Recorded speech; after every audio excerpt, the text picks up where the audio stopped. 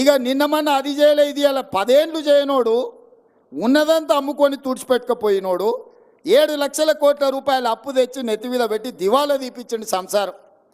ఏం చేద్దామన్నా అప్పులు వెళ్తున్నాయి. ఏ గూట్లో చేయి పెట్టినా అప్పుల సిట్టి కాగితమే బయటికి వెళ్తుంది. పొద్దున్న లేతే పకిరోడు మన ఇంటికానే ఉంటుండు, పటాన్ మన ఇంటికానే ఉంటుండు. నువ్వు బాకీ ఉన్నావు, అప్పు కడతావా లేదా అని. ఆ ఎల్లా సంవత్సరానికి 6,500 కోట్ల రూపాయలు అప్పు కట్టేది ఉండే. ఇవాళ ఈ మొనగాడు చేసిన పనికి నెల 1వ తారీఖు నాడు ప్రతి నెల 1వ తారీఖు నాడు 7,000 కోట్ల రూపాయలు మిత్తి కడుతున్నాం నేను మా బట్టి విక్రమార్క. సంవత్సరం తిరిగే లోపల 72,000 కోట్లు మిత్తి కట్టడానికి అవుతుందా? అసలు సంగతి దేవుడు ఎరుగు. ఇది పరిస్థితి. ఎందుకు ఇవన్నీ చెప్తున్నా అంటే మీకు అన్ని లెక్కలు తెలవాలి. ఇవాళ సంసారము అప్పుల పాలైంది. ఈ అప్పుల పాలైన సంసారాన్ని ఒకటొక్కటిగా జర సర్దిద్దుకుంటూ వస్తున్నా.